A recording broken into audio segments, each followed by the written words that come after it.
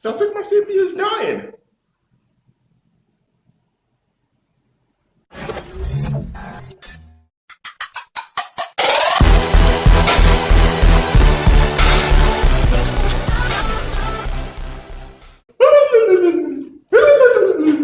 I knew it. I had a feeling that this day might actually come. I was feeling it. I was feeling it. I knew it. I knew it. See, I told you. I told you. You guys knew this was coming, right? You know it's coming. Okay, so here's what happened. Here's what happened. Okay. I'm gonna try not to cry. Well, yes, different location. Isn't it beautiful? Let's get to the artwork. I did this myself. Nice, right? I think it's beautiful. I think it is. I know there's probably like echo all over the place. What do you want me to tell you? You're looking for an answer. Like I don't really have one. Anyway, let's get to what happened. Okay, so I encode movies. I play games. I encode movies. I do YouTube videos, of course. New year, I want to make more content. I'm trying. Okay. Trying. So I want to make more content, and I've been watching some movies lately, and they're Blu-rays, and they're like 30 gigs, you know? So I'm like, okay, I'm at 4.4. Let's go ahead, put it to 4.7 for like a couple of days, test it out, see how it works. Now, previously, I said 4.7 gigahertz wanted too much voltage. Man, then again, when you think about it, the 95, 90, or 70, whatever it is, 93, 70, 50, I don't know what it is, that 5 gigahertz processor that runs at 5 gigahertz and only 4 cores, but can actually overclock to 5 gigahertz, runs at 1.5 volts. I'm like, yo, it's a pile driver. It should be fine. It shouldn't be any problems, right? Ish, kind of. I mean, it's a pile driver. They're running at 1.5 volts at 5 gigahertz. I could do 4.7 at 1.51 something volts. It's slightly bit higher, but it maintains that clock speed, okay? But yeah, let's go ahead and try this out. And you know what? It actually helped a lot in terms of course, it's going to help a lot editing and stuff like that. Not games. I didn't do this for games. Hold on, I was curious to see how it would work. To use Handbrake, I'm sure you guys probably know what Handbrake is. It allows you to, re-encode your movies, make them a smaller file size while maintaining high quality. So I'm like, yeah, let me do this. Okay, let me try it out. And you know what? It worked out pretty good. I saved about 20 minutes upon encoding each Blu-ray. Blu-ray is 30 gigs. And when it's finished encoding, it's about around 9 gigs. So 30 gigs to 8 gigs. Yeah, right? And it shot off like around 20 minutes, 15 to 25 minutes. I would say about 20 minutes because it would take around an hour maybe, but it took like around 40 minutes this time, maybe 35. There ain't too much key. I was just too excited. Like, yeah, this is cool. So, I had to actually put one, like when I'm encoding movies, okay, it takes up all the processor, so like everything else will slow down. So basically I turn off like one core sometimes, most of the time, pretty much almost every time now. And I would like just pretty much edit the video, just edit the video. I would pretty much just render the video, have one core remaining so I could do other background tasks, check emails, answer questions, porn. So yeah, okay, it worked out pretty good. So I decided let me try for a couple days. Okay, I got a meter reader coming. The one the wattage meter. What is that? What's the reader meter? What? Stupid. Okay, so I had a wattage meter coming. So I'm like, yo, let me just see. I want to see how much. I was always curious for a very long time. I really wanted one of these wattage meters to see how much wattage the CPU is actually using in terms of the video card. I think I deleted the clip by accident. You guys understand how it is, right? Okay, so I don't know if I have it, I'll show it to you, but I'm gonna tell you right now anyway. I plugged it in, I'm like, yo, let me plug it in and see how much it uses. CPU is using around 450. I'm like, oh snap, 450 or above with the video card, okay? I'm not sure, I think it was about 450, maybe even more, actually, I think. 5 something maybe, I don't know how much the total wattage is. This is with everything including the motherboard, the hard drives, 3 hard drives, Blu-ray drive, all kinds of cards and stuff on top of there, multiple fans, stuff to pump, all that stuff. So everything including, with the graphics card, firmware on, turn the firmware to stress up the graphics card, and then turn on the OCCT to stress the CPU. Guys, sit down, have a seat. Okay, you're probably sitting down already. Let me tell you right now, okay? This goddamn thing used up 694 watts. 600. Visualize the number in your head. 694 watts with everything stressed out. I don't think the GPU is 100% stressed out because the CPU comes first, of course. CPU. If the CPU is 100%, you can't really give too much, full 100% to the GPU. So basically, yes, 694 watts. That is a lot of watts. Baby, you only have a 650 watt PSU. I know, exactly. That's kind of the point here. So it was using a lot of wattage for 4.7 gigahertz at 1.5 volts. And wow, I was like, I'm looking at my computer. When I saw that number, I was looking at it, expecting it to explode at any second. I was like, oh my God, it's going to blow. 694 watts, ridiculous. I didn't get that wattage thing. Well, I wouldn't have kept it at 4.7 gigahertz. It's only temporary to see, you know, the kind of performances I would get from it actually for the CPU at 4.7 gigahertz. So yes, but now I've made too many changes recently, so I can't really know what's pinpointing and what's killing what. This is gonna be kind of a long video. I'm gonna try my best through video editing to cut it down. Now you can see me. I don't know. I was thinking I was off camera. So yes, I was doing too many changes. I was like, oh my God, maybe overclock the actual RAM in the system, not the video RAM and the GPU, but the system RAM from 1600 to 1866, maintaining a 1.65 volts limit for the DDR3 spec. You can probably go over that, but it's not really recommended. I'm maintaining 1.65. I don't think 1.6 volt worked because I don't think it posted. Shit, I should have kept notes, right? But it didn't, and I put it at 1.65 at 1866, and you know, of course, the computer crashed. I loosened the timings, of course, a lot, kind of. I think it was the timings currently was 11. I put it to 15. I don't know. Maybe I should get it looser than that. I didn't care. I was like, okay, let's put it there and just see if it posts. It didn't. It crashed. Okay, forget it. I don't care about you anymore. I don't care. So I put it back to 16. Put the memory back to factory defaults, and I left it alone. And then, you know, I think I tried overclocking the CPU North Bridge. I did too many things in one day. I didn't keep notes and everything's coming apart. Now I tried overclocking the North Bridge. I'm like, you know what? I got a water cooler. It's time to show me what you can do, North Bridge. So I set the North Bridge to 2.6 gigahertz, I think. It wanted too much voltage. I think it was using 1.45 volts. I'm like, shit, you're gonna kill yourself today. I was no, you're not gonna do that. So I set it back to a 1.35 because at 2.4, the stock North Bridge on the CPU is actually 2.2, but overclocking it to 2.4, it needs, even at 1.3 volts, I couldn't even get the damn thing stable. Yep. I went a little bit above 1.3, and you know, it seemed to maintain it fine. But I never held the North Bridge. I put it back to stock because it seemed when I did the bench, what was it, Cinebench, it actually loaded my score. So I'm like, I never tested it in video editing and rendering the Blu-rays. I never did that. So yeah, I'm kind of all over the place. You know, I'm all over the place with that stuff. But it's like, okay, I did too many changes, and then I went from 4.7. Now before, I think I was on 4.4. But then my computer would like suddenly freeze. That's when you know what's gonna happen. The computer suddenly freezes out of nowhere. Like, oh my God, why you froze? Like, not crash, it just froze. Like the mouse is there, and then like you can't move the mouse is stuck on the screen, you can't move it. So basically what actually, you know, I was at 4.4 gigahertz at that time. So I'm like, okay, whatever. So now I had it at 4.7 and I ran it for a week. I never had any issues, none at all. And I'm like, okay, when I got the wattage meter and I saw how much wattage it was using and everything full load, which your system may never undercome anyway, maybe, I don't know, because the Battlefield 4 playing games, it actually only used around 480 watts, I think, total. At 4.7 gigahertz. So I'm like, you know what? No, I mean, it's too much volt anyway, and I'm not gonna keep it, it's too much voltage. And so I decided to put it back to 4.4, and then it started happening. It started not liking that the voltage, and I had to overvolt it too much. It wanted 1.5 volts, but basically 1.488 with V drop to basically maintain a 4.4 gigahertz overclock compared to what it needed before, which is 1.41 volts. Much less volts, okay? Now it wants a shit ton of volts to maintain it. I couldn't get 4.4, I couldn't get 4.2. I had to put it back to 4.0. I don't even think 4.0 was stable for a while.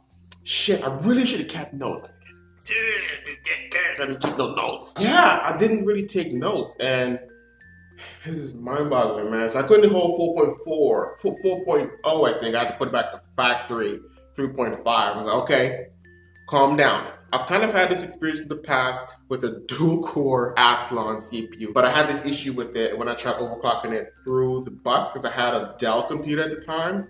So basically from 3 gigahertz to 3.2, it didn't like it that much. I think I started having issues with it with stability problems. I know it was being sluggish and slow and pretty much unstable.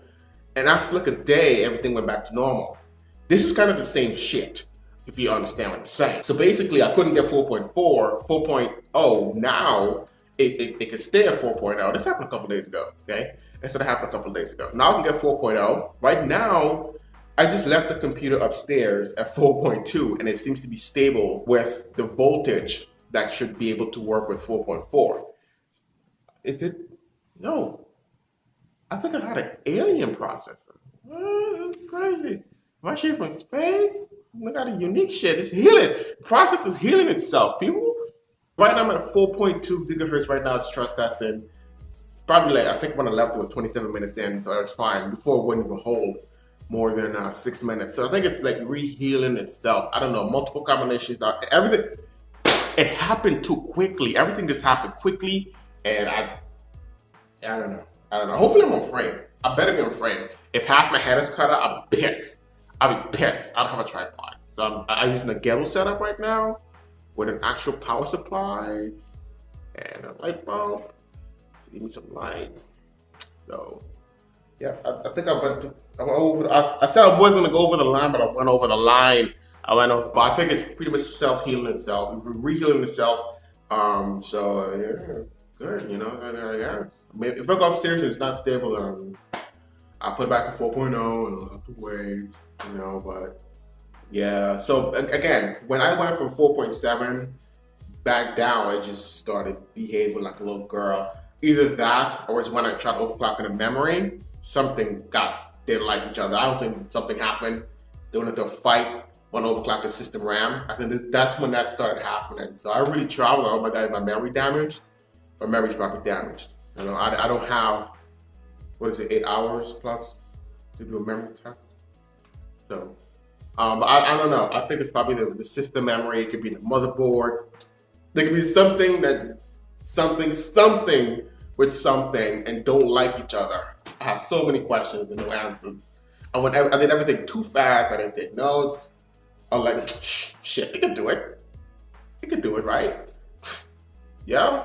I know the limitations of what to go to. I didn't cross those limitations, but you know, I think it's pretty much healing itself, I guess, because again, it wouldn't maintain 4.0, now it does. It wouldn't maintain 4.2, it's still stress testing upstairs at 4.2. So again, the limit for me was 4.4, but I decided to put it at 4.7 to see what I would actually, the performance improvement, because I didn't like it at 1.5 volts, even though it's a power driver CPU, and AMD came out with their power driver CPU again, you know, the rebash of, you know, it being, you know, 5 gigahertz at, you know, 5 gigahertz and 4 core, but basically 4.7 gigahertz at 1.5 volts on all cores. So I'm like, shit, it could do that. I'm just gonna, you know, try it out. So, wow, man, damn. Like every CPU is different, you know. Just because mine require 1.5 volts for 4.7 doesn't mean yours, you know, more than, you know. So you might be able to achieve that. I've seen this one guy. He commented and saying that he was able to get 4.4 at 2.80 volts. Hey, let me tell you something, buddy. If you want to, you can sell me that processor. Listen, good to me. Okay. That's a good processor. To be able to get 4.4 gigahertz, if I recall this correctly, on 1.2 80 volts, that's absolutely amazing. Degradation will happen no matter what. It's just that if you're at stock clocks, processor might take processor, GPU, motherboard, MOSFETs, whatever the hell it is. Everything has a lifespan on top of it. So whether it lasts 20 or 30 years at stock clocks, it might not even last that long. Every CPU is different. Every component is different. Every component has a different failure rate. Some things might just fail unexpectedly. Some things could, overheat and stop working. Certain little components, capacitors, and all that stuff would stop working and give you issues. So this is why you have your PS4 or your whatever, and all of a sudden, oh my God, red ring of death. Out of everything I said, red ring of death. That's Xbox. Okay, certain things just happen. So whether or not, sometimes, yeah, either way, it doesn't really matter. Okay, it doesn't matter. The plates, goddamn, I can't keep my thoughts straight. All right. So either way, you're overclocking. You can reduce the lifespan. You will reduce the lifespan when you're overclocking any kind of component. So the farther you overclock, the less it's going to last. Whether let's say an average will last like 10 years, you overclock, it'll last maybe 5, maybe 3, maybe a couple months, depending on how far you overclock. Some CPUs can take more than others, some can't. It's just draw off the luck, I guess. This video is long. I wanted to really talk about this graphics card. The 970, but I think it's too shit. Wow, ridiculous. It's a long video. So man, yeah, I think that's pretty much. But you know what? Let's put it in there. Let's slip it in. We're gonna slip it in. Unfortunately, I'm just messing with you. It's fine. It works just fine. It's just that I overclocked it. It's not really about that. Really, I mean, I did overclock it. 500 megahertz in the memory, 89 megahertz in the core. Kind of disappointed once they put together a bit more out of it, but it still performs. Let me tell you something. You buy this card, if you want to take the risk of overclocking it, that 70 turns into an 8. Okay, I'll tell you right now. The 7, look at the 7. Focus, children, focus. The 7 turns into an 8. All right, so yep, that's when you overclock it.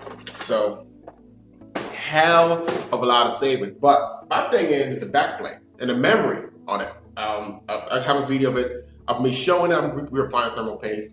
And I've known this once I got the card. When I saw the card, I looked at the card. When I first got the card, I looked at the card and everything and made sure that the RAMs are touching, because this would make a lot of sense to get the backplate, because I was pretty much one of the few people that ordered this card. They're supposed to get a backplate. I didn't get a backplate. So, oh my God. But still, it doesn't really make too much. It might look a little bit prettier, but if the memory's touching on one side, it wouldn't really make too much sense, because the memory on the other side, the inside of the card, don't touch. This pissed me off. I wasn't too happy about that. So when you want to overclock, and so the memory chips are going to be hotter. So I was kind of disappointed with that. Now they brought out the GTX 970 SSC. I guess it's super clock, something like that. The memory are actually touching. They're on the inside of the card. The memories are actually touching now. Baby Jesus. That kind of pissed me off. It's like you have to wait. I know when I got my card, it had this the high frequency pitch. Of the not the MOSFETs, the chokes, I guess, were vibrating. And I don't know, chokes or not a capacitor. I think it's a chokes. Or a capacitor. Chokes. I don't remember which one it is. I think it's a chokes. Okay, they were basically vibrating, giving you a high pitch frequency when the graphics card is at 100% load. I guess they fixed all that now. But I mean, the memory and stuff, it's like you have to wait, and after a couple of months, everything is better. This is why certain people don't like buying the first batch of everything. They like to wait. Oh, let's wait like 4 or 5 months, then pick this up. But shit, you wait 4 or 5 months and something else comes out. Sorry. But it's like now with the new version of these cards, the memories are actually touching, so it makes sense that for you to actually get a backplate this time. I mean, it still makes sense if you want to make it look pretty, I guess. But I really didn't care for it. It's a 970. I did get a little mad when I didn't get my backplate, because I registered and I didn't receive it, and I was supposed to do something else I didn't know about. And I looked all over the room. Okay, I registered. Is there anything I have to do? Went line by line, looked at every single thing. Nothing else indicated I need to do anything else. I said, okay, well, I'm pretty much good, because something was green. I don't know. Everything was good. I was like, okay, fine. So I waited, and I didn't get it. And the promotion ended, and I called him like, yo, what's going on? I didn't call him, send me an email. They're like, oh yeah, we're sorry, you know, blah blah blah. We ran out, blah blah blah. I'm like, okay, cool, cool. I was supposed to do something else, but shit, god damn, don't destroy the box, shit, tape. But yeah, so it's the SC, and you know, maybe if I turn this in, but like, yo, I'm having some issues with this card. It makes too much noise when I'm playing video games. Maybe they'll switch it out for an SSD because actually, some people that actually happened to some folks. Well, one person that I guess I believe he said he sent in a 570 and they sent him a 580 because they had him on 570 in stock. So that's pretty awesome. Maybe it'll do that for me. That's not fair. It's not fair for you to finally revise everything and to really make. That's actually a major improvement. For me, it is huge. Putting the memory on the actual on the heatsink, well, not on the heatsink itself, but it's actually on a spreader.